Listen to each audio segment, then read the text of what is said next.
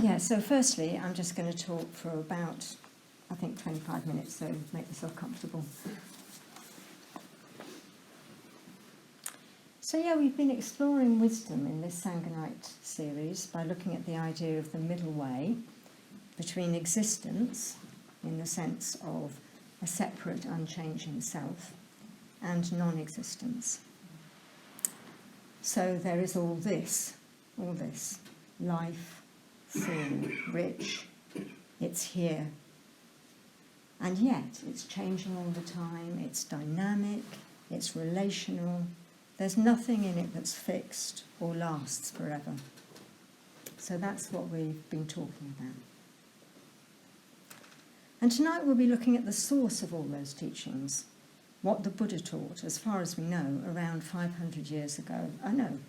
500 BC, a lot longer ago than that, in what is now northern India.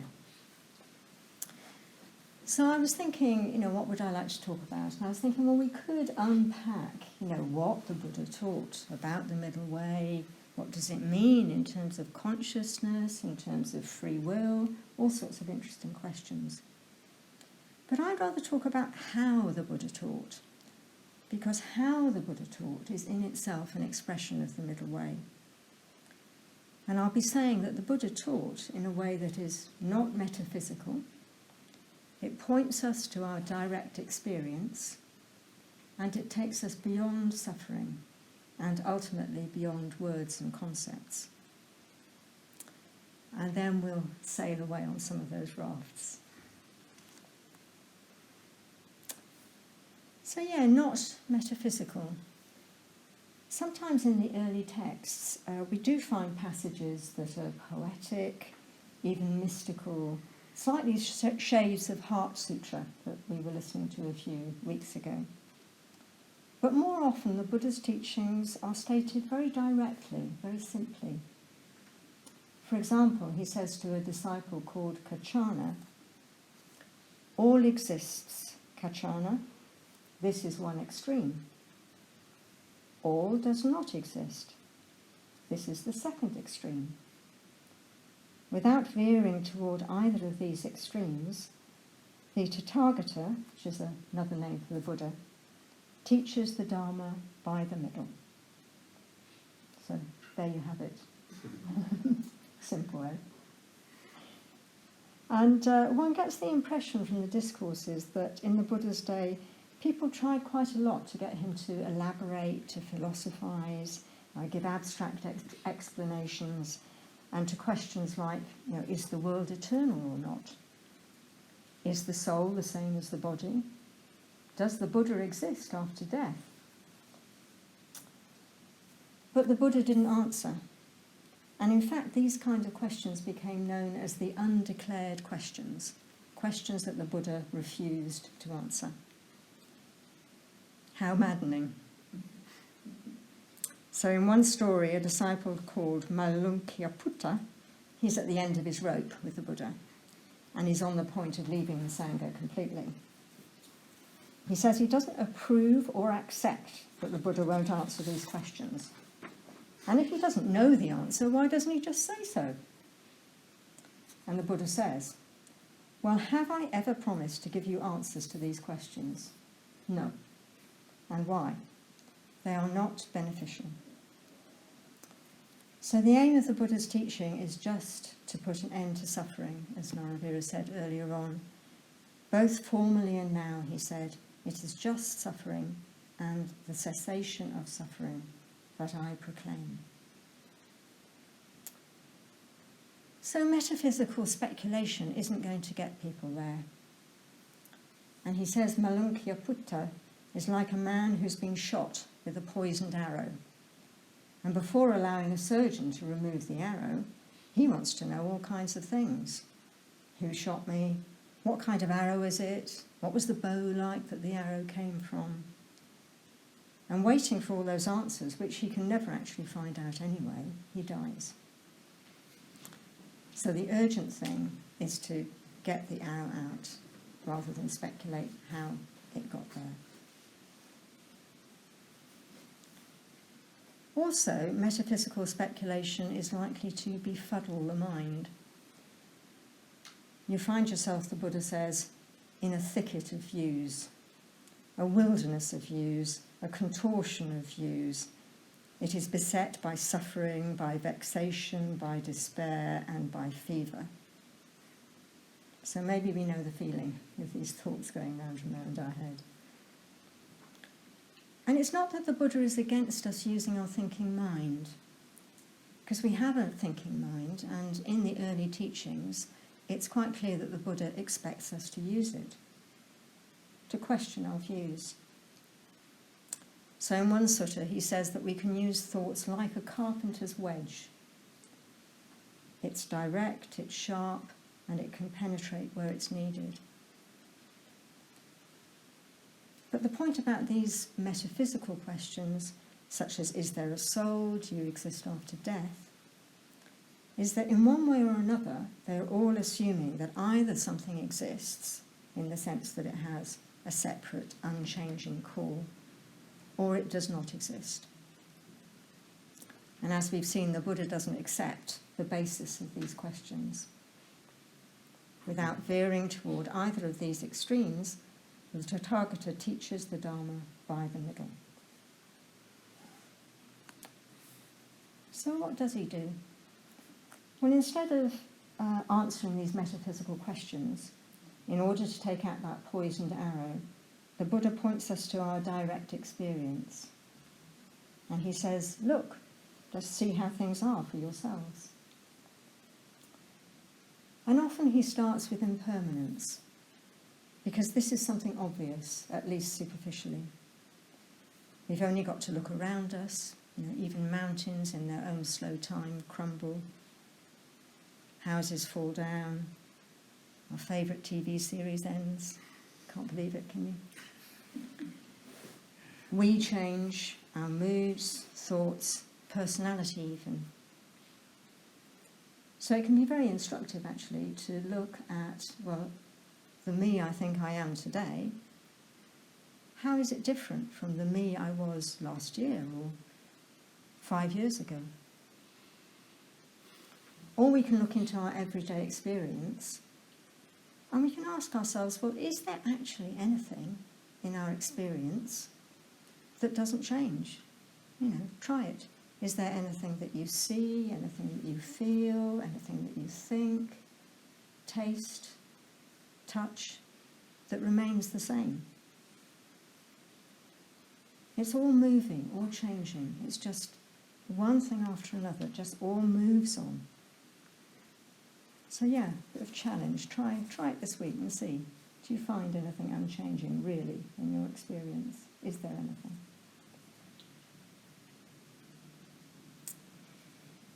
So from impermanence, the Buddha takes us to the deeper message of the middle way. Because how can what changes all the time have any separate independent core? Life is process. It is change. We live in a world not of separate things, but of happenings. So that's actually not the Buddha, but Carlo Rovelli, the theoretical physicist that Taranita mentioned a few weeks ago. And I can't resist bringing him in. I've been reading him recently, and he said, this world is not made up of things, but events. We can think of a stone as being a thing, a kiss as being an event. The world is made up of a network of kisses, not stones. I couldn't resist bringing that in. It's a sort of whimsical thought, isn't it, to take away. So anyway, back to the Buddha. This fluid life of happenings, this network of kisses, if you like, can't be grasped. It's not I, not me, not mine. And that's a refrain that goes on and on and on in the Buddha's teachings. Whatever it is, a lover, our work, what we think of as our emotions, our anger, our anxiety, the personality that we have and that we think some of the things that we can't possibly change. None of them are I or me or mine, and none of them are unchangeable. Life cannot belong to us. We belong to life. Life is king. And that's from Sangha Night, a poem that quite a lot of us know. So this is how the Buddha takes us beyond suffering, by pointing us to our direct experience. And if we see the truth of things, we stand a chance of being more at ease with impermanence. One of the most poignant stories in the Pali Canon, which is the canon of the early discourses, is the story of Kissa Gotami. So she has one baby son, and it dies. He dies. And she's so grief-stricken that she deludes herself that he's still alive, and she goes round asking for medicine for him. The Buddha tells her, "Go into whatever house has never before experienced any death, and take from them a mustard seed." As we might expect, she doesn't find any such house. But she does find the wisdom she needs to fully let go, and in the end she buries her child in the charnel ground, or takes her child to the charnel ground.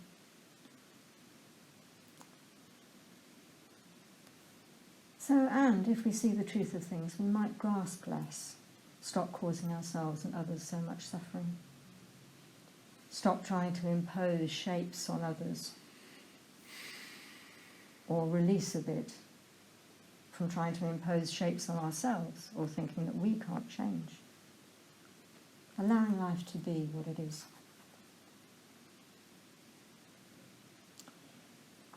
And when we see the truth of things, this middle way, there is not nothing, there is not a void. In the Pali Suttas, the Buddha picks up on people who accuse him of being nihilistic, and he says emphatically, this is not so, this is not what I teach. When the physical body dies, it is not lights out. That's what other teachers believed in the Buddha's day, but he did not teach. He taught that there was also consciousness, a continuously changing process dependent on, but not determined by, this physical body that continues beyond a single life. So we can't do anything about the death of the physical body, but we can prepare for death by easing ourselves out of identifying with what is perishable. Apparently Sangha gave the image of the body being like a car, and at death it's going over a cliff. And before it goes over the cliff, you open the door, throw yourself out, and watch the car go over the cliff. And that's okay, because you're not identified with it. So that's interesting. And we could perhaps quarrel with that image philosophically, but it's suggestive, maybe.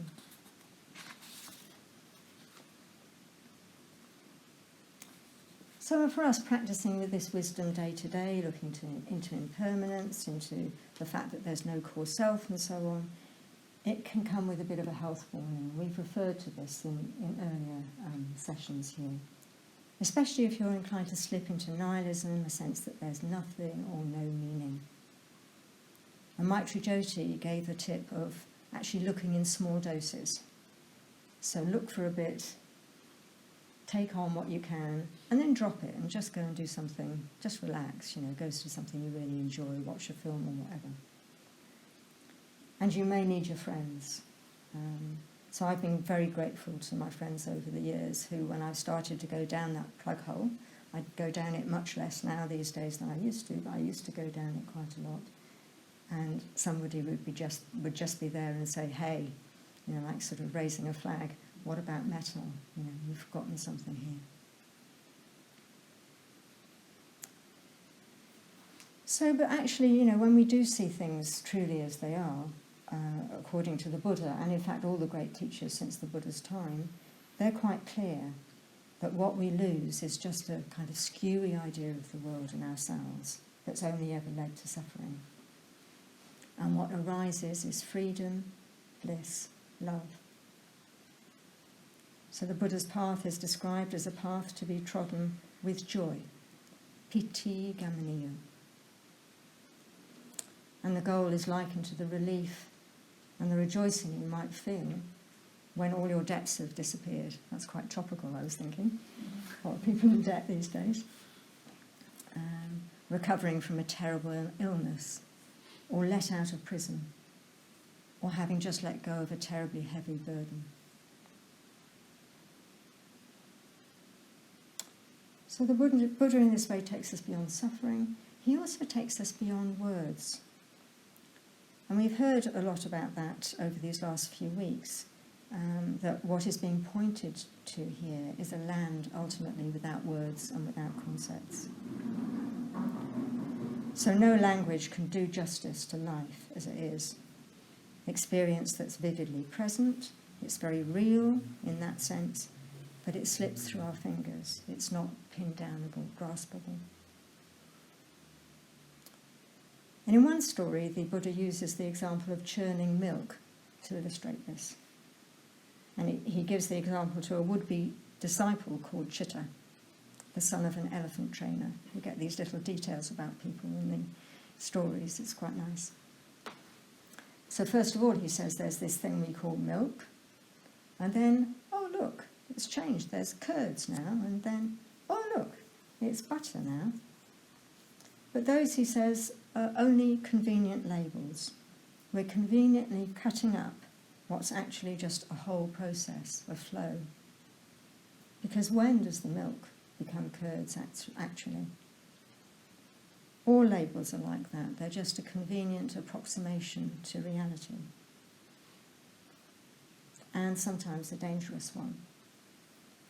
So when the labels stand for groups of people, particularly that we identify with, or we're for them or against them, then what happens is polarization, discrimination, conflict, wars. So this is the Buddha again on the stain of caste.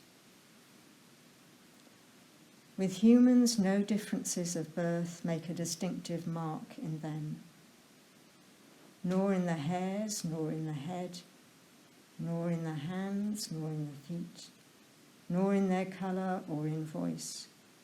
Distinction among human beings is purely verbal designation.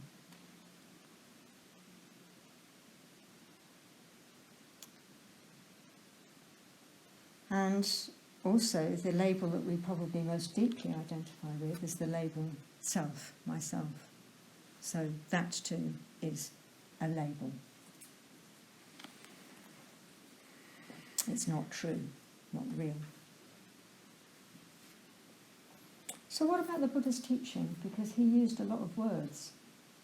And what Buddha said to Chitta, this son of an elephant trainer, is that these are merely names, expressions, turns of speech, designations in common use in the world, which the Tathagata uses without misapprehending them. So what he's saying is that he, the Buddha, uses language in full and conscious awareness of its limitation. And because of that, he's sometimes referred to as Muni, the silent one. So mysteriously, the Buddha is Muni, silent, even when he speaks. That's the meaning of that. So metaphor, image, simile can sometimes sort of slip beneath the limitations of language, and we're in the realm of poetry, because metaphor can suggest multiple meanings. It can even contain contradictions. So it's not surprising that the Buddha's teaching does contain a lot of simile, metaphor, like the simile of the poisoned arrow, the simile of the curds and butter and so on.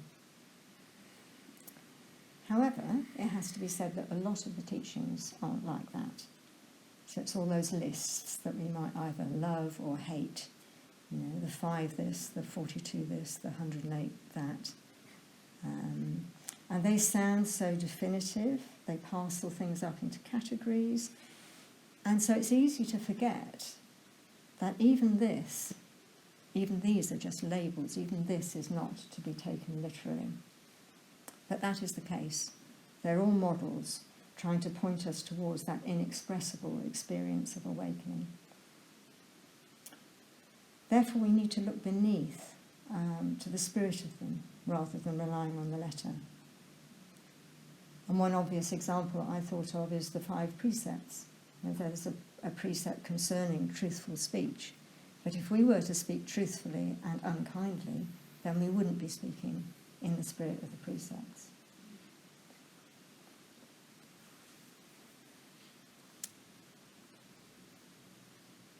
So sometimes in the suttas, the Buddha warns us directly not to take his own teachings literally, which is quite extraordinary, really. I think that we have this body of teachings and this teacher who just says, I'm not to be taken literally, don't take me literally. There are 4 ways, he says, of approaching the teachings, and the first and most mistaken one is putting the words first. It's called putting the words first. And there's a story that provides a good example of this. We have a disciple called Panchakanga, which means 5 tools, from which we can deduce that he's a carpenter. So he's quarrelling with another disciple called Udayan. And he says to Udayan, how many kinds of feeling has been stated by the Blessed One? And Udayan says, well, 3. And Panchakanga says, no, it's 2. So we might think they're possibly more important things in life than quarrelling over whether it's 2 or 3 feelings exactly. But the story is making a bigger point than that. Because Ananda then steps in and he goes to the Buddha and he says, well, look, these 2 are arguing. Who's right? And the Buddha says, well, they're both right. And ironically, in a very list kind of way, he goes on to say, well, I've said that there are 2 feelings. I've said that there are 3 feelings. Could be 5, could be 6, could be 18, could be 36, could be 108, and concludes by saying, the Dharma has thus been shown by me in different presentations. If people don't understand that, they will get into useless disputes. So he's saying, don't take me literally. But all the same, we do need to practice according to what the Buddha taught.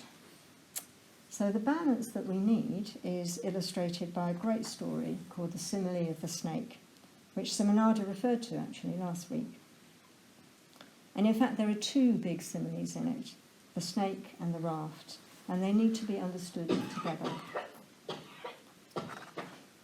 So the story opens by saying that a pernicious view has arisen in the mind of one of the Buddha's followers called Aritta, who's a former vulture slayer, apparently. Whatever that means. One wonders. We're not told explicitly what this view amounts to, except that it's something to do with sensual pleasures. But it's obviously thought to be very bad, because the Buddha rounds on him in one of those moments in which it makes me slightly sort of cringe for the hapless disciple. And he says, misguided man, have you ever known me to teach the Dharma in that way? You are like someone who has caught a snake in the wrong way. Suppose a man, seeing a snake, needing a snake, grasps it by the tail. It will bite him. But if he grasps it rightly by the neck, he won't be bitten. So the message is that we must understand the teachings in the right way, otherwise, instead of being our medicine, they'll poison us. And a clear example of this, we could say, is the word that's been translated as emptiness, shunyata, translated as emptiness, which we've heard quite a lot over the last few weeks. And it's been mentioned that if we think of emptiness as being nothing, then we'll have it badly wrong. We'll be thinking that everything is a void and meaningless, and we'll end up in a bad place. That would be a clear misunderstanding of the Buddha's teaching. The Buddha did use the word shunyata, not so often as in later teachings, but he did use it.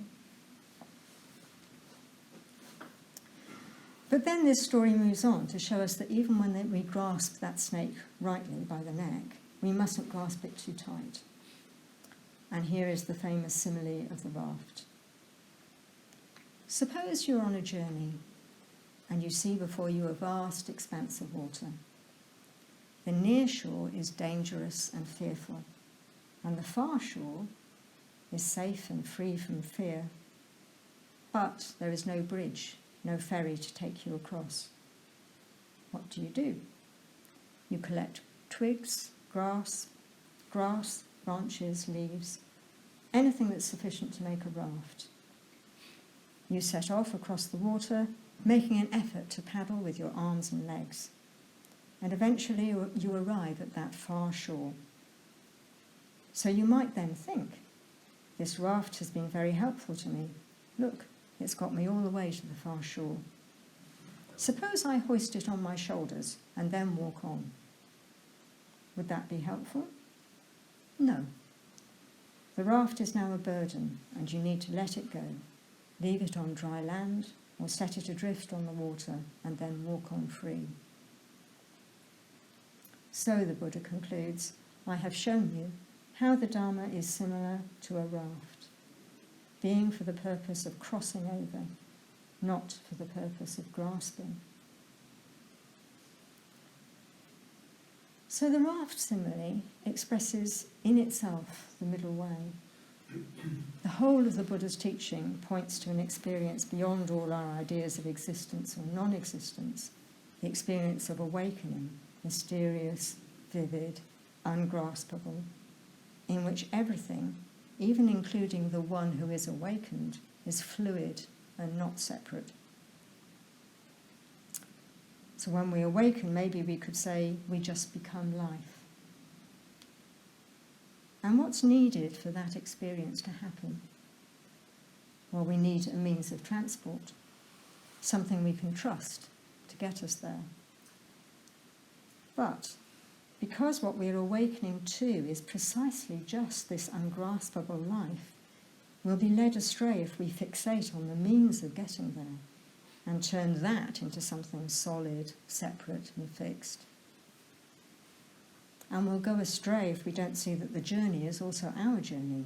The raft is our raft, not just a vehicle somebody else has made for us. So the raft simile is rich in meaning. It speaks of our need to reach a place of safety, to cross over from, in a sense, where we are now, that dangerous place, to another place of safety. It speaks of our need for the Buddha's teachings. If we let go of the raft midstream, like Arita did, we'll be in trouble and drown. But the vast expanse of water can be bridged, and we do know how to do it. It's we who make the raft, we who know how to navigate, and the raft will get us where we're going. But sometimes we'll need to paddle like mad.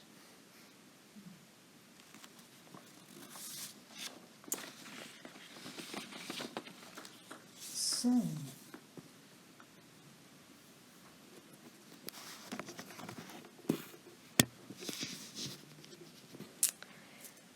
okay. So what we're going to do now, with the aid of these rafts, is have just a little time to sit and reflect and meditate.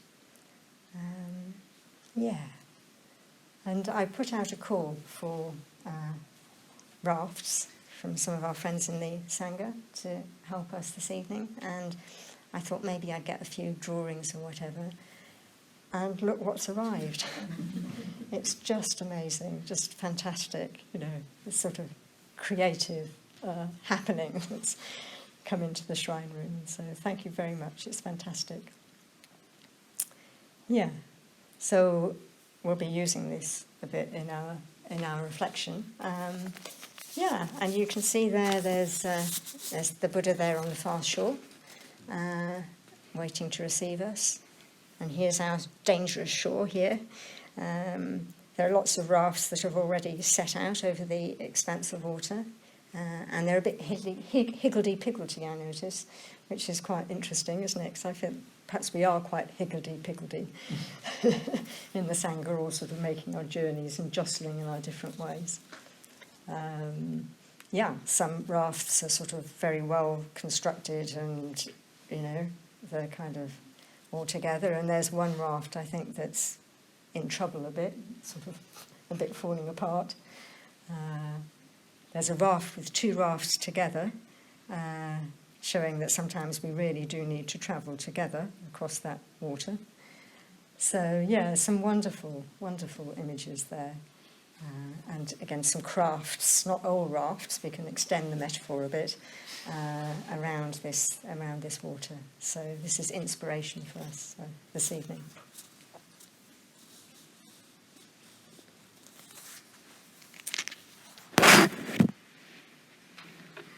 Okay, so we'll just sit, gather ourselves for a minute. You can either close your eyes or just gaze at the rafts there. And I'll just lead us through a short reflection before the tea break, and then we'll go into groups as usual.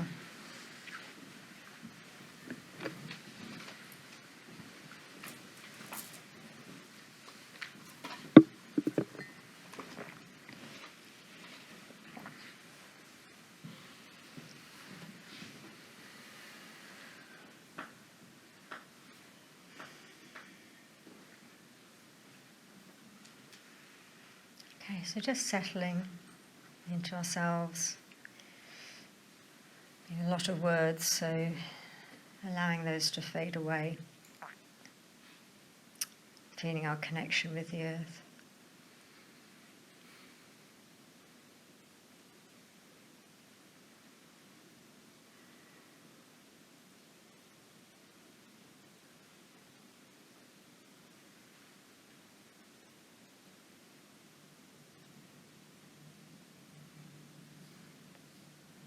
Letting go as much as possible, and taking a deep breath if needed. Just down into the earth.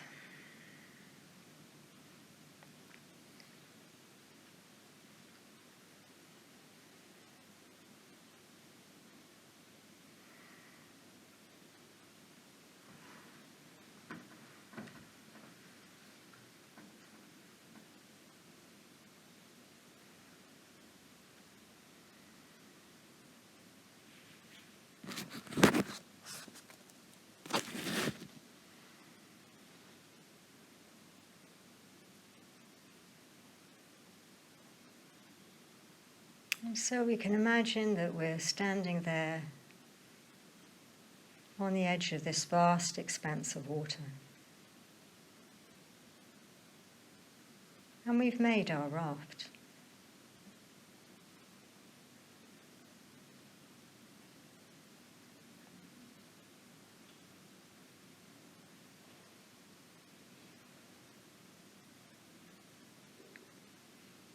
So however it is, made with sticks or branches, whatever, we take it to the edge of the water, climb onto it, and we push off.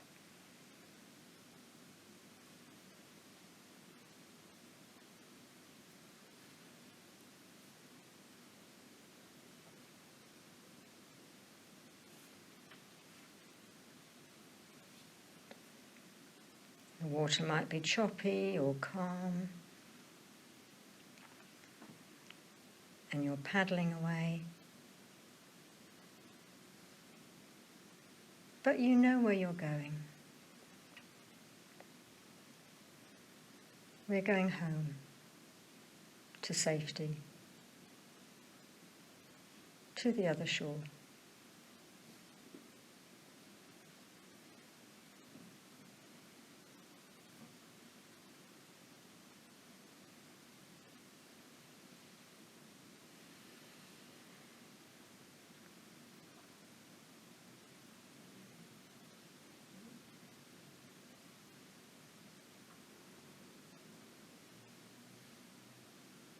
When we come to midstream,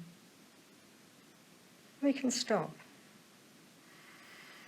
The water's suddenly calm, and we can allow ourselves to pause and just drift gently.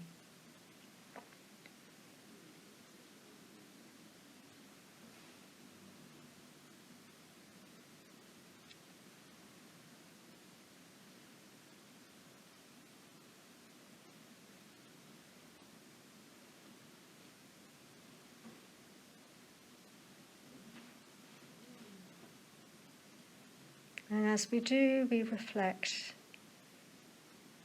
or we wonder, what does this raft of mine stand for?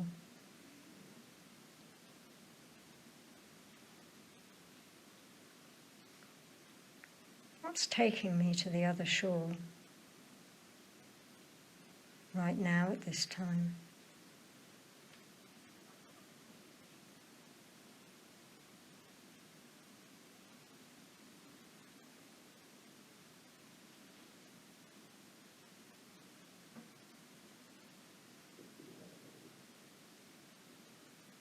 Is it a Dharma teaching? And we think, yeah, that's it, that's it.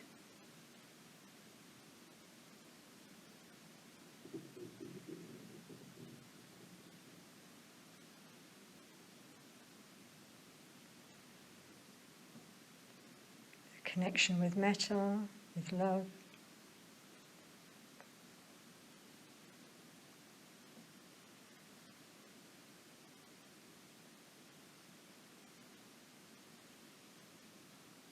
Is it the search itself, the search for meaning?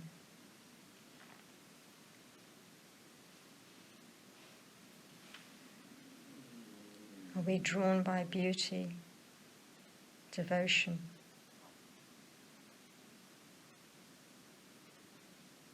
Or is friendship our raft?